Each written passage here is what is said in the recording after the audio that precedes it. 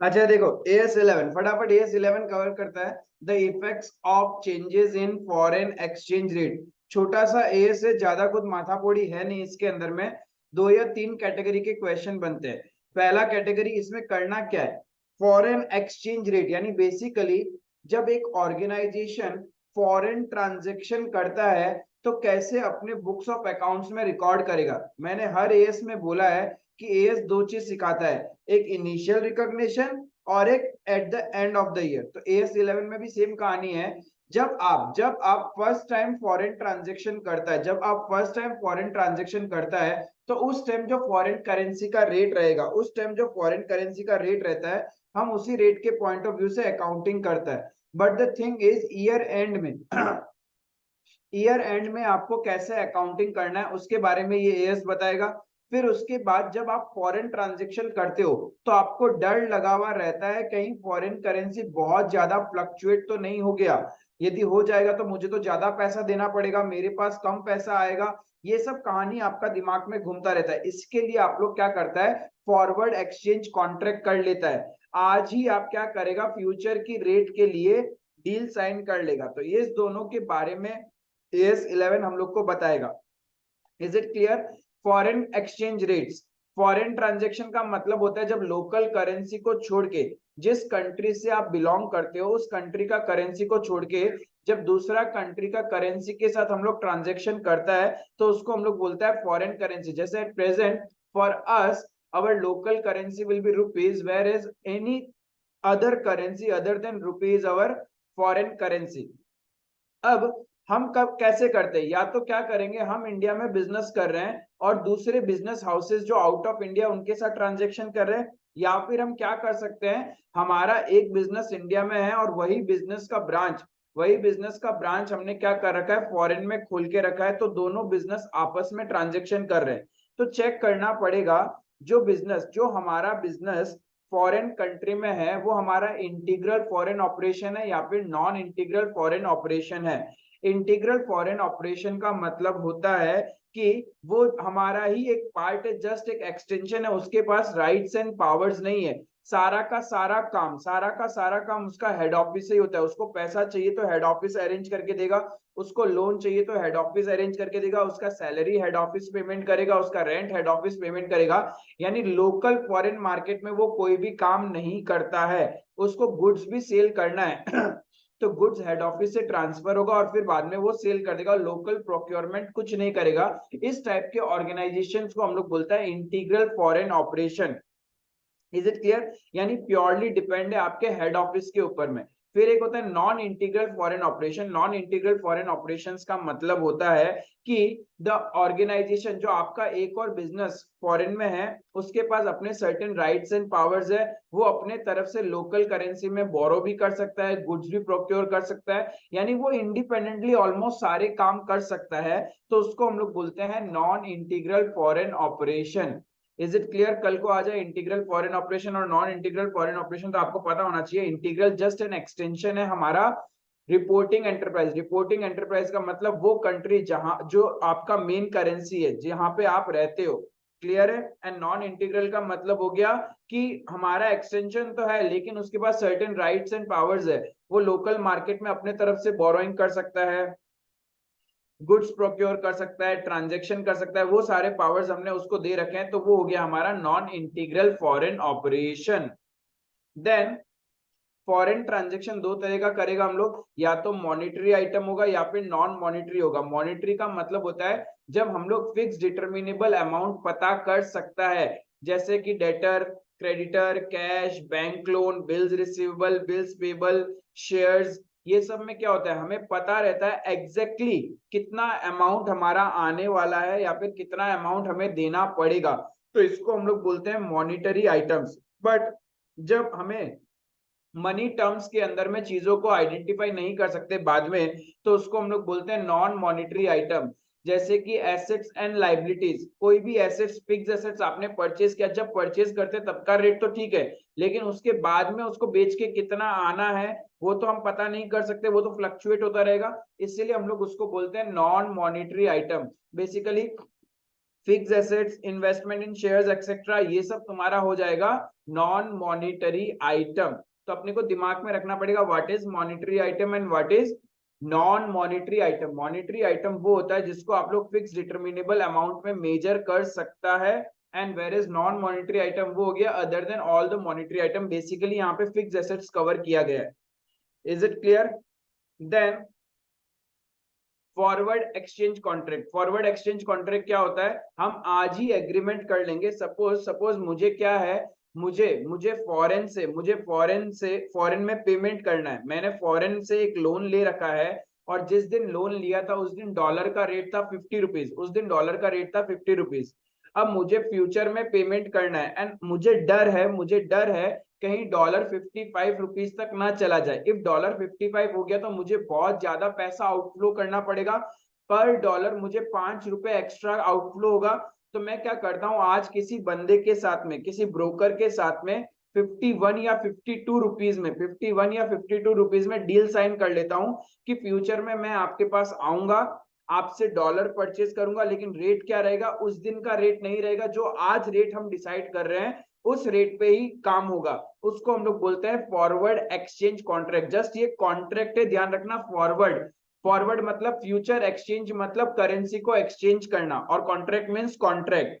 ठीक है, future date के लिए आज के रेट पे आज ही हम लोग क्या करेगा, कॉन्ट्रैक्ट कर लेगा, तो उसको हम लोग बोलते हैं फॉरवर्ड एक्सचेंज कॉन्ट्रैक्ट। एंड जरूरी नहीं है कि फॉरवर्ड एक्सचेंज कॉन्ट्रैक्ट एग्जीक्यूट करे। मुझे डर था डॉलर महंगा ना हो जाए, इसीलिए मैंने क्या किया, 51 या 52 डॉलर में डील कर लिया। अब उसके लिए वो क्या करता है, बंदा जो रिस्क ले रहा है वो हमसे प्रीमियम चार्ज करता है, कमीशन चार्ज करता है, जिसको हम लोग बोलते हैं फॉरवर्ड प्रीमियम। अब कल को क्या हुआ, डॉलर का रेट 49 हो गया।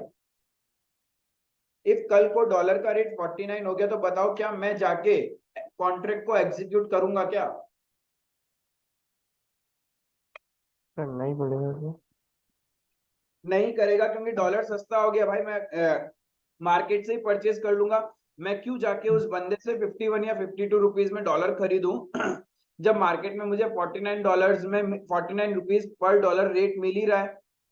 तो that was the forward exchange contract. ये ध्यान में रखना, यहाँ पे अपने को फॉरवर्ड प्रीमियम पे करना होता है। और इसमें प्रॉफिट हुआ है या लॉस हुआ है, प्रॉफिट हुआ या लॉस हुआ वो बाद में ही पता चलेगा आपको। Is it clear? देन देखो, इसमें जो मेन काम है। सर, हाँ, इसमें जो सर आप फॉरवर्ड कॉन्ट्रैक्ट बोला, इसमें यदि अपना फायदा हो जाता है, मतलब यदि डॉलर का रेट मेरा कम हो जाता है तो मेरा तो प्रॉफिट हो गया।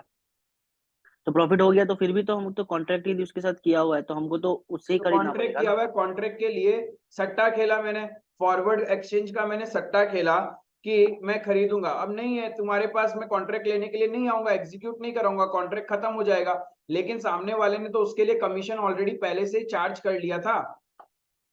ओह मैं अच्छा, तब तो कॉन्ट्रैक्ट को कर सकते हैं। एग्जीक्यूट करवाता तब लॉस होता। समझ गया ठीक सर। है। देन अब एक और जो चीज AS11 के क्वेश्चन में मिल सकता है वो है रिकॉग्निशन क्राइटेरिया।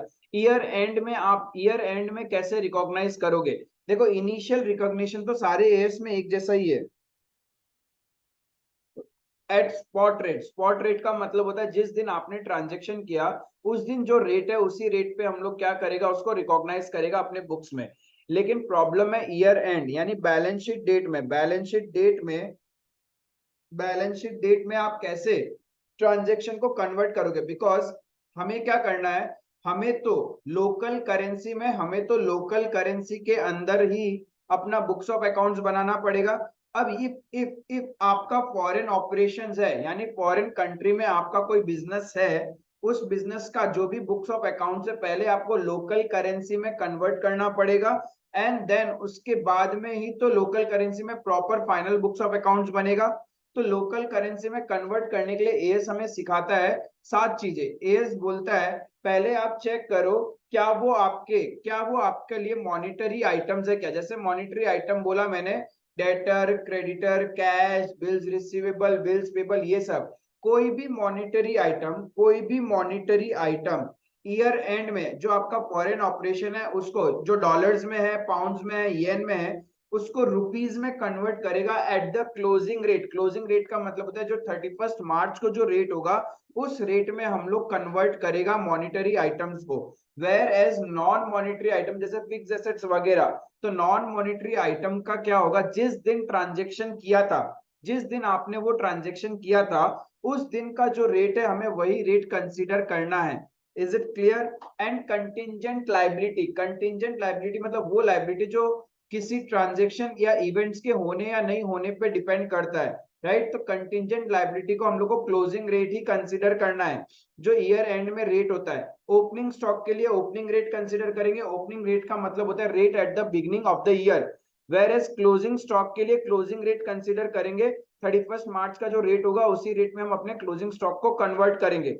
एंड कोई भी इनकम या एक्सपेंस होता है, अब इनकम और एक्सपेंस मतलब पूरे साल भर ट्रांजेक्शन होता रहेगा, not possible to find out a particular rate. तब हम लोग एक्चुअल रेट तो बहुत रेयरली पता होता है हम लोग को, इसीलिए हम लोग एग्जाम पॉइंट ऑफ व्यू हमेशा क्या लेते हैं, एवरेज रेट लेते हैं। हाँ, जिस दिन इनकम हुआ, जिस दिन खर्चा किया, उस दिन उस समय का रेट यदि आपको पता है कि क्या था तो आप लोग एक्चुअल रेट के पॉइंट ऑफ व्यू से करेगा। बट एग्जाम में ध्यान रखना हमेशा इनकम और एक्सपेंस के लिए क्या करना है, एवरेज रेट लेना है, एवरेज रेट लेना है। डेप्रिसिएशन नॉन मॉनेटरी आइटम के ऊपर ही लगता है, तो जो नॉन मॉनेटरी आइटम के लिए रूल है डेट ऑफ ट्रांजेक्शन, इसीलिए डेप्रिसिएशन भी क्या हो गया, fix assets purchase date rate, यानी जिस दिन फिक्स एसेट्स खरीदा था उस दिन का जो रेट था उसी रेट में हम डेप्रिसिएशन को कन्वर्ट करेगा लोकल करेंसी में। तो बेसिकली ये समझ में आता है, यहाँ पे एक है non monetary item, non monetary item से कनेक्टेड है डेप्रिसिएशन, यानी उसको तो जिस दिन ट्रांजेक्शन हुआ उसी दिन करना है।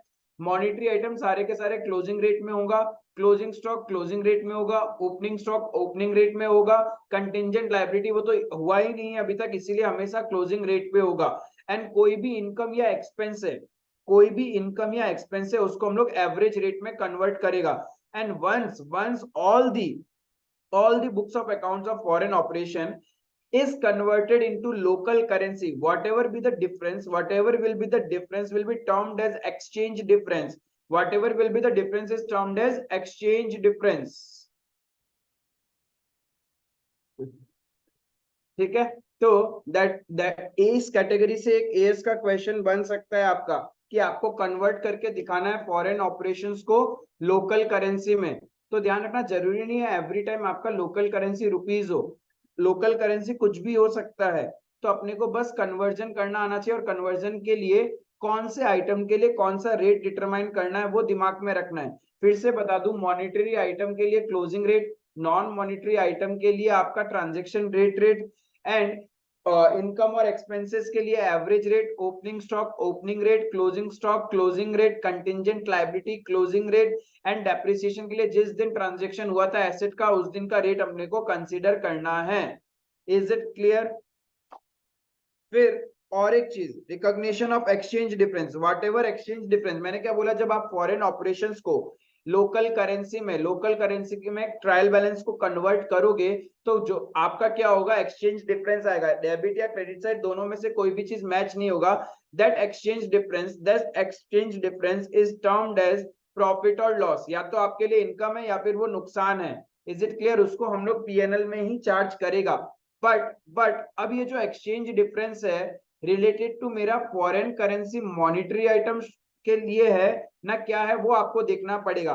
दो ये आउटडेटेड हो चुका है, ये जो कंसेप्ट है आउटडेटेड हो चुका है, एक्सपायर हो चुका है, बट स्टिल आईसीआई आपसे इसके ऊपर अभी भी क्वेश्चन पूछ सकता है। क्या है, बोल रहा है जो एक्सचेंज डिफरेंस है आपका वो फॉरेन करेंसी मॉनिटरी आइटम से रिलेटेड है क्या। ध्यान रखना, मॉनिटरी आइटम मतलब cash, debtor, creditor, bills receivable, bills payable, loan, ये सब क्लियर है। तो बोलता है क्या वो आपके लिए short term foreign currency monetary item का शॉर्ट पीरियड वाला एक्सचेंज डिफरेंस है क्या, शॉर्ट टर्म मॉनिटरी आइटम से रिलेटेड है। If short term monetary item से रिलेटेड है तो एक्सचेंज डिफरेंस, जो भी एक्सचेंज डिफरेंस होगा सीधा हम लोग पीएनएल में चार्ज करेगा। बट इफ वो लॉन्ग टर्म मॉनिटरी आइटम है, long term foreign currency monetary item है, लॉन्ग टर्म लोन है, एक तो तरीका क्या है, सीधा एक्सचेंज डिफरेंस को पीएनएल में चार्ज कर दो। एक तो क्या करेगा, हम लोग डायरेक्ट पीएनएल में चार्ज कर दो, कहानी खत्म। यानी crux of the story as 11 यही बोलता है कि एक्सचेंज डिफरेंस जो भी होता है वो हम लोग को पीएनएल में ही चार्ज करना चाहिए। बट हाँ ध्यान रखना एएस 16 भी यहाँ एप्लीकेबल हो जाता है। एएस 16 बोरोइंग कॉस्ट में हमने देखा था certain portion of exchange difference उसको हम लोग कैपिटलाइज कर देता है as per the AS 16। Is it clear? तो वो दिमाग में रखना। अब यहाँ पे और एक चीज बोला गया कि इफ आपका जो फॉरेन करेंसी मॉनेटरी आइटम है relates to acquisition of depreciable fixed assets है, आपने उस पैसे से कोई फिक्स्ड एसेट्स एक्वायर करी और वो फिक्स्ड एसेट्स डेप्रिशिएबल है, एप्रिशिएबल नहीं होना पड़ेगा, डेप्रिशिएबल फिक्स्ड एसेट्स होना पड़ेगा। इफ वो डेप्रिशिएबल फिक्स्ड एसेट्स के लिए पैसा यूज किया गया है तब आप लोग पैरा 46 भी अप्लाई कर सकता है। पैरा 46 ये बोलता है कि जो डेप्रिशिएबल फिक्स्ड एसेट्स के लिए है क्या एक्सचेंज डिफरेंस आपने ऐड या डिडक्ट किया from the cost of asset. ठीक है, आप क्या कर सकते हो, एक्सचेंज डिफरेंस इज एडेड और deducted from the cost of fixed assets if it is related to, फिर से बोल रहा हूं, long term foreign currency monetary item is related to assets which is depreciable, ठीक है, उससे रिलेटेड है, देन आप क्या करोगे, whatever be the exchange difference वो आप एसेट की कॉस्ट में या तो ऐड करोगे या फिर लेस करोगे। But if it is not related to your depreciable fixed assets and long term foreign currency monetary item है तो आप लोग पैरा 46A के अकॉर्डिंग, पैरा 46 ए के अकॉर्डिंग क्या कर सकता है, एक्सचेंज डिफरेंस को क्रेडिट कर देगा एक अलग से अकाउंट में जिसको हम लोग बोलता है FCMITD account, that is foreign currency monetary item translation difference account. FCMITD account, foreign currency monetary item translation difference account, उसमें हम क्रेडिट कर देंगे फिर, और उस अकाउंट को धीरे धीरे हम लोग राइट ऑफ करेगा over the useful life of asset, उस एसेट्स का जो लाइफ है उसके अकॉर्डिंग हम लोग राइट ऑफ करेगा। एंड जब तक पूरा राइट ऑफ नहीं हो जाता FCMITD का जो भी बैलेंस है, इफ वो डेबिट बैलेंस है तो नेगेटिव करके रिजर्व्स एंड सरप्लस में आएगा, एंड इफ उसका क्रेडिट बैलेंस हुआ तो पॉजिटिव करके रिजर्व्स एंड सरप्लस में हम लोग उसको शो करता है। इज इट क्लियर यहां तक? हाँ sir. Then forward exchange contract में ध्यान रखना कि आपने हेजिंग किया है या फिर स्पेकुलेशन किया। थोड़ा देर पहले मैंने बताया फॉरवर्ड एक्सचेंज कॉन्ट्रैक्ट क्या होता है। फॉरवर्ड एक्सचेंज कॉन्ट्रैक्ट में हम लोग आज ही फ्यूचर में डॉलर खरीदने या बेचने का यानी फॉरेन करेंसी बाई या सेल करने का कॉन्ट्रैक्ट कर ले तो उसको हम लोग बोलता है फॉरवर्ड एक्सचेंज कॉन्ट्रैक्ट। फ्यूचर के लिए किस रेट में हमको एक्सचेंज करना है उसका कॉन्ट्रैक्ट।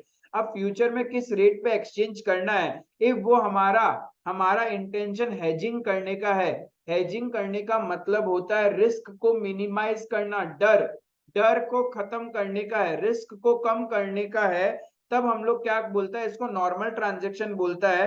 उस केस में हम लोग फॉरवर्ड प्रीमियम या डिस्काउंट कैलकुलेट करता है।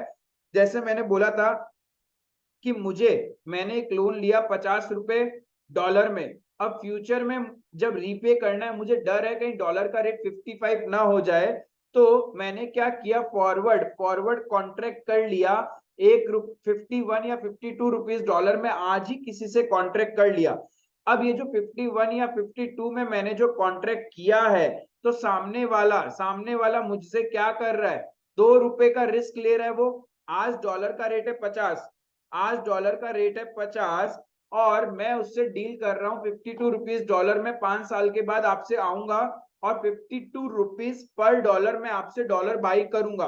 तो सामने वाला रिस्क ले रहा है, यदि डॉलर महंगा हो गया तो उसका तो लग जाएगा, उसको तो मुझे बेचना पड़ेगा 52 रुपीज में, राइट। उसके लिए वो प्रीमियम चार्ज करता है, एंड वो प्रीमियम जो है वो हम हमारे बुक्स में खर्चा दिखाएगा ओवर द कॉन्ट्रैक्ट पीरियड। जितना महीने का वो कॉन्ट्रैक्ट रहेगा उसको स्ट्रेट लाइन मेथड के हिसाब से उस कॉन्ट्रैक्ट पीरियड में उस खर्चे को हम लोग बांट देगा। Is it clear? लेकिन इफ आपने स्पेकुलेशन किया है, सट्टाबाजी किया है, यानी प्रैक्टिकली ना तो आप डॉलर खरीदोगे ना सामने वाला बेचेगा, या ना तो आप बेचोगे ना सामने वाला खरीदेगा। जब ऐसे ही हवाबाजी चल रहा है कि दो जन बैठ गए, यार मुझे तो लगता है डॉलर 55 जाएगा, तुम बोलता है नहीं नहीं डॉलर 58 जाएगा, तो तुम लोगों ने सट्टा खेल लिया। तो इसमें ना तो प्रैक्टिकली कोई डॉलर बेचेगा ना ही कोई डॉलर खरीदेगा। तो क्या होगा, जिस दिन ये स्पेकुलेशन खत्म होगा, जिस दिन सेटलमेंट डेट होगा, उसी दिन जस्ट हम हमारे बुक्स में क्या करेगा, प्रॉफिट और लॉस को रिकॉर्ड कर लेता है। उसके बीच में हम लोग कुछ भी अकाउंटिंग नहीं करता इन केस ऑफ स्पेकुलेशन। जैसे कि सपोज हमने सट्टा खेल लिया कि इंडिया वर्ल्ड कप जीतेगा, तो मैंने बोला इंडिया जीतेगा, तो मैं आपसे, आपने बोला नहीं इंडिया हारेगा, तो मैंने बोला इंडिया जीतेगा, तुम बोल रहे हो हारेगा, मैंने बोला लग गई 10-10 हजार रुपए की। ठीक है, अब 10 हजार का सट्टा तो हमने खेल लिया। अब ये 10 हजार का मुझे प्रॉफिट होगा या लॉस होगा कब पता चलेगा, जिस दिन वर्ल्ड कप का फाइनल मैच होगा, पहले इंडिया पहुंचे और इंडिया उसमें जीते या हारे तभी पता चलेगा। Is it clear? तो उसी दिन, जिस दिन फाइनल रिजल्ट पता चलेगा, उसी दिन मैं अपने बुक्स में गेन या लॉस, यदि मैं जीत गया तो मैं 10 हजार का गेन अपने बुक्स में दिखा दूंगा, और मैं हार गया तो अपने बुक्स में 10,000 का लॉस दिखा दूंगा। इसी को बोलते हैं स्पेकुलेशन, इसी को बोलते हैं स्पेकुलेशन। बट हेजिंग के केस में एक्चुअल एक्चुअल पैसा आता और जाता है। उसके लिए हम लोग क्या करेगा, जितना भी सामने वाले को, एजेंट को हम लोग कमीशन पे कर रहा है, उस कमीशन को हमारे बुक्स में एक्सपेंस दिखाएगा ओवर द कॉन्ट्रैक्ट पीरियड। जितना महीने का कॉन्ट्रैक्ट है उस ड्यूरेशन में हम लोग बांट देगा। Is it clear? That was your AS11 forward exchange contract. इस एएस में इतना ही कहानी है, इससे ज्यादा इस एएस के अंदर में कुछ भी नहीं है।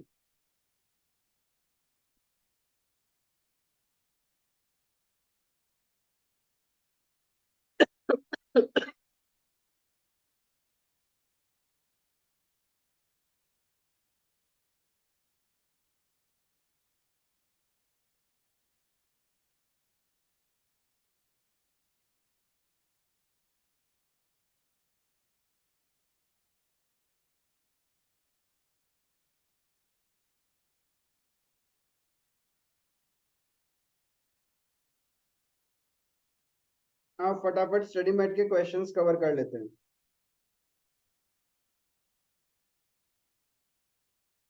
Classify the following item as monetary और non monetary. Investment in equity shares monetary item है या फिर नॉन मॉनिटरी आइटम है? क्या है? It's non monetary. इन्वेस्टमेंट हो गया, इन्वेस्टमेंट्स आर नॉन मॉनिटरी, तो ये नॉन मॉनिटरी है। Property plant and equipment fix assets हो गया, तो ये भी नॉन मॉनिटरी है। ट्रेड रिसीवेबल्स मॉनिटरी है, बिकॉज फिक्स्ड अमाउंट पता कर सकता है कितना मिलना है अपने को। इन्वेंट्री आपके लिए क्या हो जाएगा? Monetary. Non monetary item, because inventory का फिक्स्ड अमाउंट आप नहीं पता कर सकते, ये चेंज होता रहेगा। ये तो मार्केट रेट के अकॉर्डिंग चेंज होगा, इन्वेंट्री का वैल्यू कितना में बिकेगा कितना में नहीं बिकेगा एश्योर्ड नहीं है, तो इसीलिए ये नॉन मॉनिटरी आइटम है।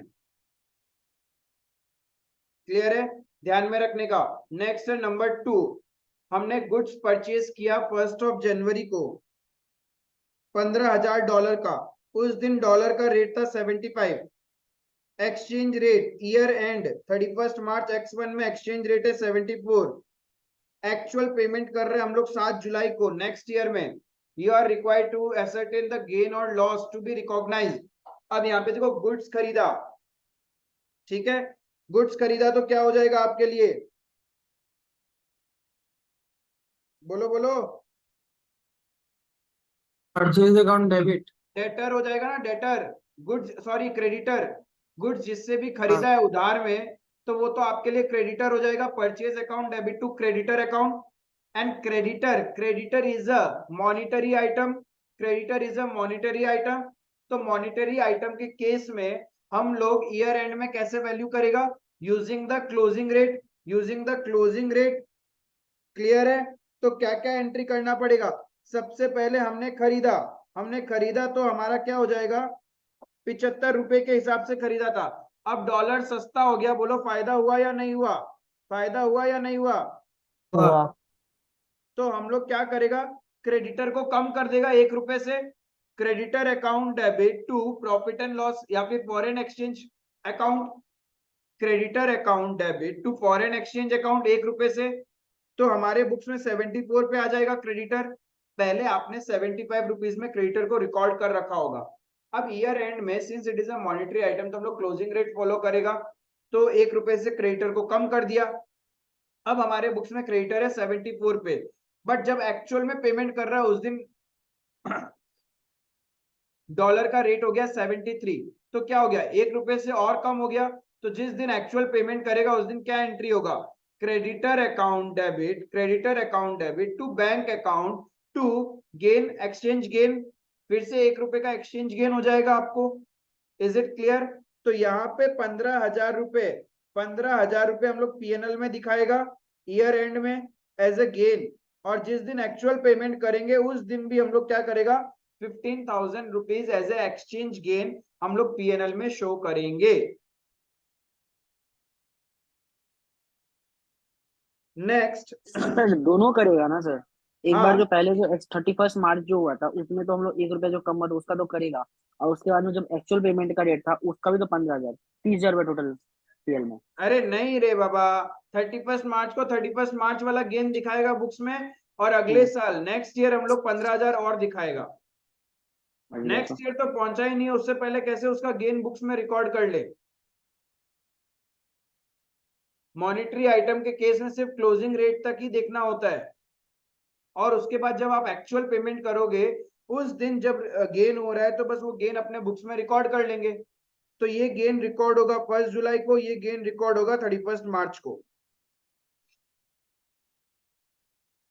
Next, Kaleem limited borrowed dollar 4.5 lakh on 1 January X1 which will be repaid on 31 July X1।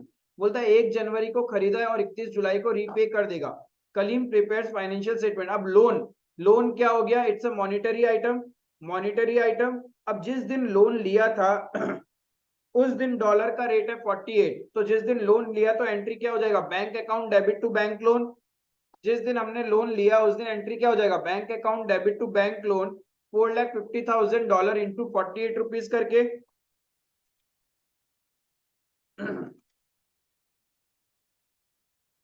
2,16,00,000 में हम लोग लोन को अपने बुक्स में रिकॉर्ड कर लेगा, bank account debit to bank loan on 1 January.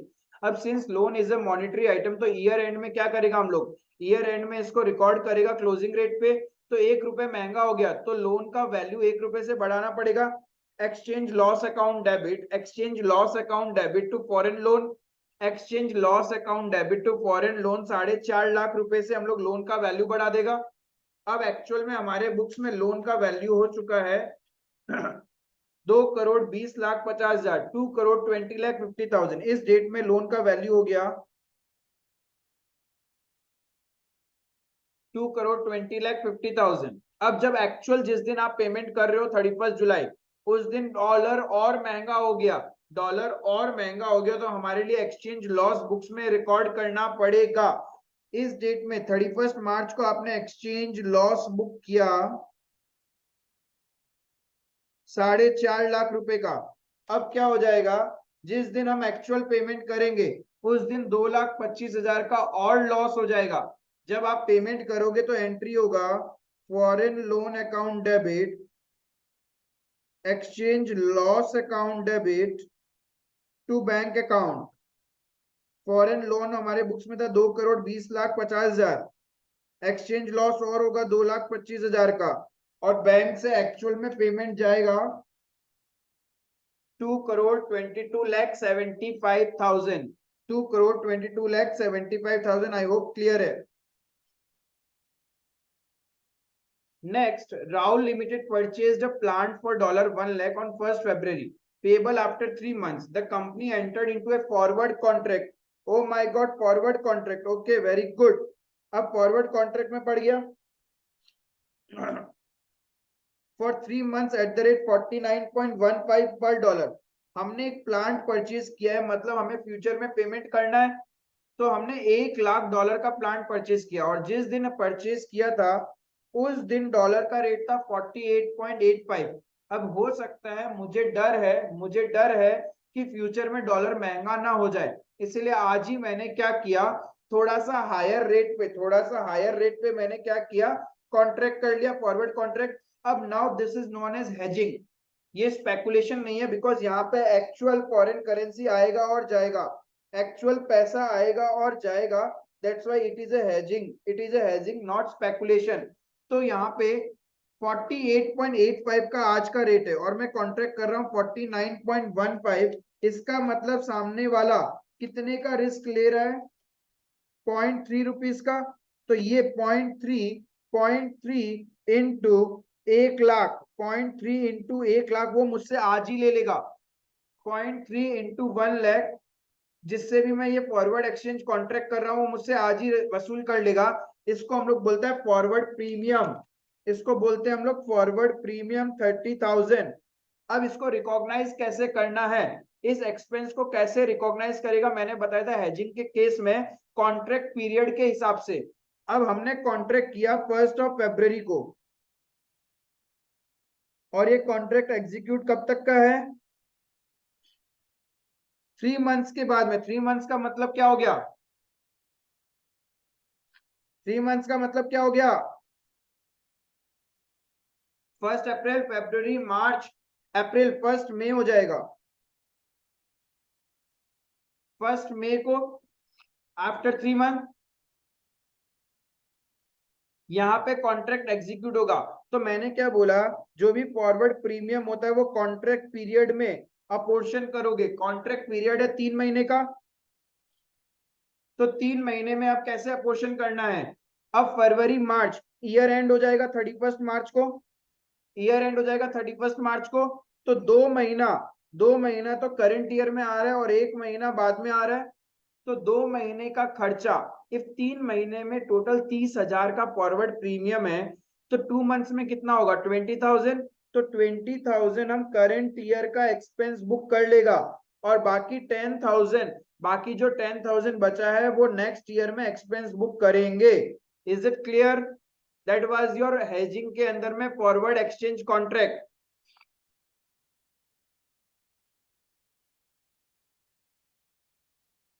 Next, mister A bot A forward contract for 3 months, $1 lakh का on 1 December eight $1 47.10। अब देखो क्या हुआ, फॉरवर्ड कॉन्ट्रैक्ट लिया उसने $1 लाख का, बट यहाँ पे उसने कोई ट्रांजेक्शन तो बिजनेस का किया नहीं है कि उसको कहीं से पैसा देना है, लेना है या कुछ करना है। यानी इसको हम लोग बोलता है स्पेकुलेशन, इसको बोलता है स्पेकुलेशन। तो हमने आज ही 1 दिसंबर को ही हमने क्या किया, एक कॉन्ट्रैक्ट कर लिया, फॉरवर्ड कॉन्ट्रैक्ट किया है $1 लाख का 47.10 का रेट पे। उस दिन मार्केट रेट चल रहा था 47.02। जिस दिन हमने कॉन्ट्रैक्ट किया उस दिन मार्केट रेट था 47.02। ऑन 31 दिसंबर, सॉरी 1 दिसंबर, फिर on 31 December when he close his books, exchange rate was $1 47.15। यानी जिस दिन बुक्स क्लोज कर रहे हैं 31 दिसंबर को, यहां कॉन्ट्रैक्ट किया था 47.10 में। अब जब बुक्स क्लोज कर रहे हैं तो रेट हो गया 47.15। ऑन 31 मार्च ही decided to sell the contract. अब 31 मार्च को वो कॉन्ट्रैक्ट बेच रहा है, 31 मार्च को कॉन्ट्रैक्ट बेच रहा है। उस टाइम डॉलर का रेट हो गया 47.18, 47.18। तो क्या हो जाएगा, अब देखो यहाँ पे बेचने का कॉन्ट्रैक्ट है, हमने कॉन्ट्रैक्ट किया था 47.10 में खरीदेंगे और 47.10 में खरीदा एंड 47.18 में हम बेच रहे हैं 31 मार्च को। तो ये तो स्पेकुलेशन हो गया। स्पेकुलेशन के अंदर में बीच में कितना भी रेट्स चेंज हो उससे हमें फर्क नहीं पड़ता। जिस दिन कॉन्ट्रैक्ट किया और जिस दिन कॉन्ट्रैक्ट एग्जीक्यूट हुआ, उसी दिन, जिस दिन कॉन्ट्रैक्ट एक्चुअल में एग्जीक्यूट होगा उस दिन अपने बुक्स में हम प्रॉफिट और लॉस रिकॉग्नाइज करते हैं। तो यहाँ पे क्या हुआ, 47.10 में कॉन्ट्रैक्ट किया, 47.18 में बेच रहे हो, तो 8 पैसे का फायदा हो रहा है आपको पर डॉलर। तो टोटल 8,000 का आपको प्रॉफिट हो रहा है। ये प्रॉफिट आप अपने बुक्स में रिकॉग्नाइज करोगे ऑन 31 मार्च। ईयर एंड में आप कुछ भी नहीं करोगे। Is it clear?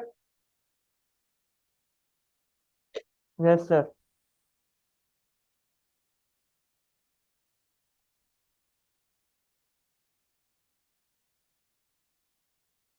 Then assets and liabilities and income and expenditure item in respect of foreign branches जो integral foreign operations are translated into Indian rupees at the prevailing rate of exchange at the end of the year. बोल रहा है assets, liabilities, income और expense हम लोग क्या करता है, ईयर एंड में जो रेट है उस पे कन्वर्ट करता है। The resultant exchange difference in the case of profit is credited to other liabilities account and the loss if any is charge to the statement of P&L account. आपको बताना क्या ये सही बोल रहा है क्या? इनकम और एक्सपेंडिचर के लिए तो कौन सा रेट यूज करेगा? एवरेज रेट यूज करेंगे, एवरेज रेट। और एसेट्स एंड लायबिलिटीज, अब एसेट्स एंड लायबिलिटीज में यदि नॉन मॉनेटरी आइटम है, नॉन मॉनेटरी आइटम है तो हम लोग ट्रांजैक्शन डेट रेट लेगा, और in case of monetary item we use the closing rate. And जो भी एक्सचेंज डिफरेंस होगा, चाहे वो गेन हो चाहे वो लॉस हो, it will be charge to profit and loss account. यही चीज आपको लिख के आना है। Number 7, a business having the head office in Kolkata has a branch in UK.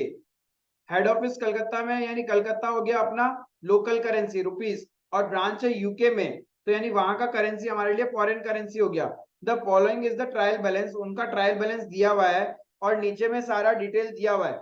अब आपको करना क्या है, इसको कन्वर्ट करना है लोकल करेंसी में। तो machinery is a fixed asset, तो उसको हम लोग क्या करेगा, जिस दिन खरीदा था उस दिन का रेट में कन्वर्ट करेगा। और जिस दिन खरीदा क्या उस दिन का रेट क्वेश्चन में दिया हुआ है क्या? यस दिया हुआ है या नहीं दिया हुआ? दिया हुआ है। तो इसको 61 से कन्वर्ट करेंगे। Debtor is a monetary item, तो इसका क्लोजिंग रेट लेंगे। ईयर एंड में क्लोजिंग रेट क्या है? 67, तो इसके लिए 67 लेंगे। ओपनिंग स्टॉक के लिए क्या लेते हैं हम लोग? ओपनिंग रेट है आपका 63। Goods receive from head office, कुछ नहीं करना, यहाँ एक्चुअल में रुपीस दिया हुआ है तो वही कंसीडर करेंगे। इसके लिए कोई एक्सचेंज गेन वो नहीं होता, कन्वर्जन जो वैल्यू क्वेश्चन बता देगा वही वैल्यू लेना है। सेल्स इज एन इनकम के लिए हम लोग क्या रेट लेता है? एवरेज रेट, तो एवरेज रेट निकालना पड़ेगा। 63 प्लस 67 डिवाइडेड बाई 2, 65 रुपीज, तो इसको 65 से कन्वर्ट करेंगे। परचेज इज एन एक्सपेंस, तो इसको भी एवरेज रेट। वेजेस एक्सपेंस है, सैलरीज एक्सपेंस है, cash is a monetary item, तो क्लोजिंग रेट ले लेंगे। Remittance to head office, rupees दिया हुआ है तो वही रुपीस ले लेंगे, 1,91,000। हेड ऑफिस अकाउंट, इसका भी रुपीस दिया हुआ है तो वही ले लेंगे। Creditor is a monetary item, तो क्लोजिंग रेट इंटू 67। फिर आप लोग देख लेना, ट्रायल बैलेंस मैच नहीं हो रहा होगा तो एक्सचेंज डिफरेंस बोल के डाल देना, that will be your exchange difference. अब ट्रायल बैलेंस के नीचे क्लोजिंग स्टॉक को भी लिखना पड़ेगा। क्लोजिंग स्टॉक क्लोजिंग रेट के हिसाब से होगा 700 इंटू 67। एंड डेप्रिसिएशन $5,000 का था, डेप्रिसिएशन कितना हो जाएगा? 10%, $500। तो $500 इंटू डेप्रिसिएशन के लिए हम लोग कौन सा रेट लेगा? जिस दिन एसेट खरीदा था उसी दिन का रेट, तो 500 इंटू 61। Is it clear? तब जाके आपका कन्वर्ट हो जाएगा।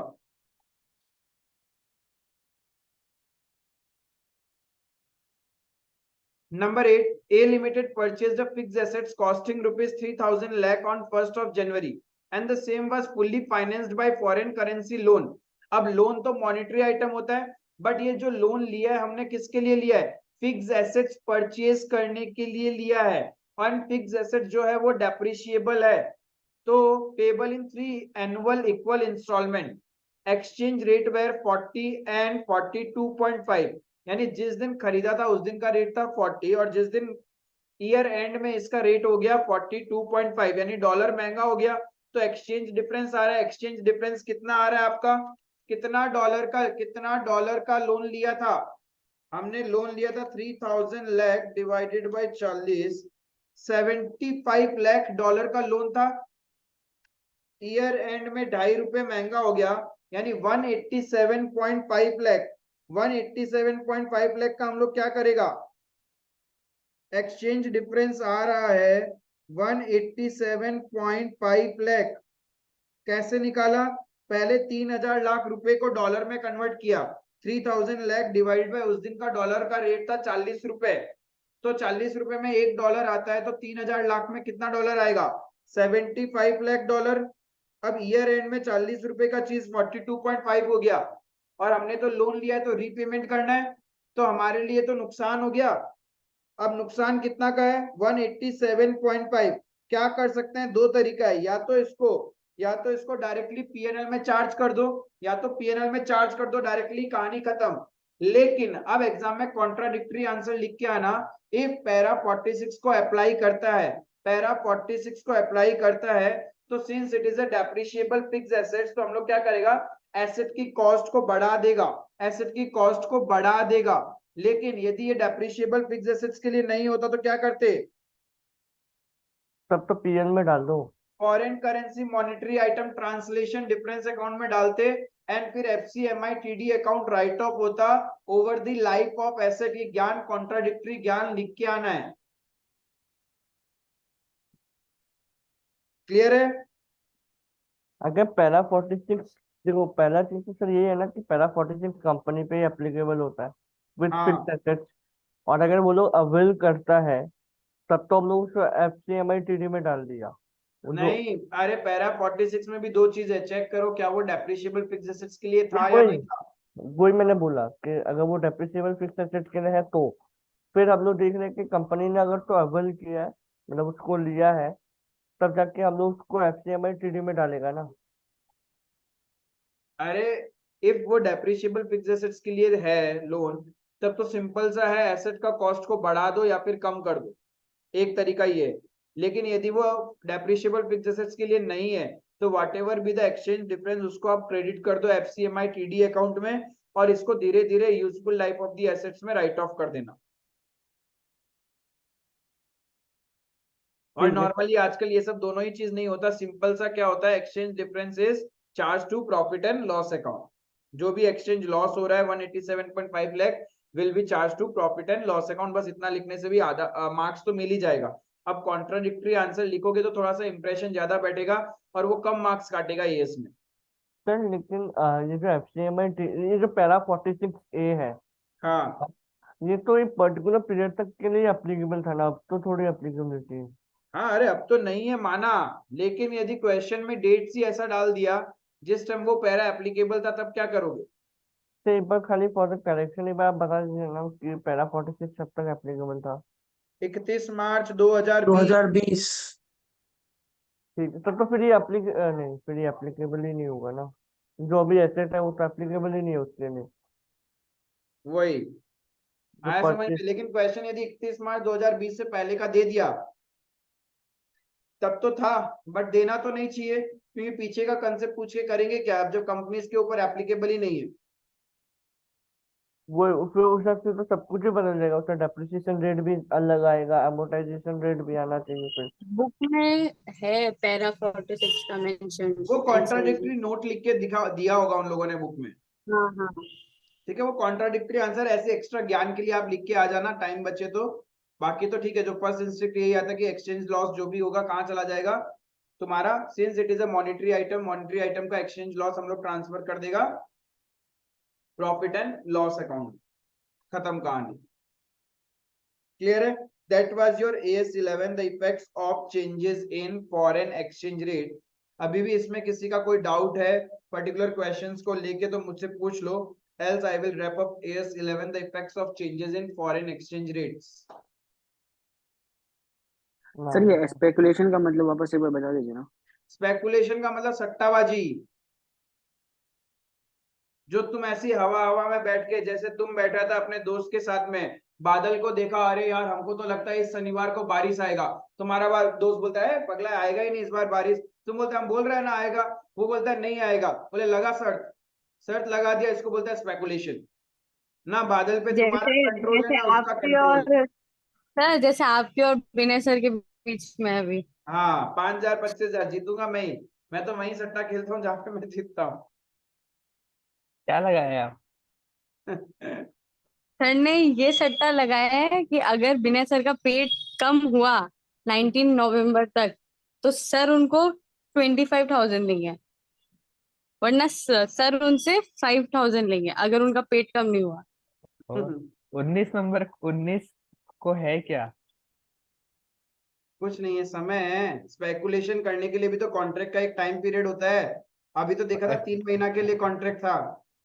ऐसे थोड़ी आप बिठाएगा, कुछ तो उस दिन कुछ तो है ऐसे अरे तो कुछ नहीं बिठाएगा। है, जिस दिन हमने कॉन्ट्रैक्ट किया था उस दिन से हमने 2 महीना 3 महीना काउंट कर लिया। सर सर सर भी चालू है, पता है क्यों? क्योंकि पता है 17 तारीख को हम लोग को पार्टी देगा, तो विनय सर भी रहेगा, वो भी खाएंगे, तो 19 तारीख का डेट डाला है। ये हर्ष इतना ज्यादा भूखा रहता है, बाप रे, पूरे टाइम। ठीक है, सो आई थिंक AS11 में किसी का डाउट नहीं है, तो AS11 रैप अप करता है फटाफट, नेक्स्ट AS रिवाइज करता है।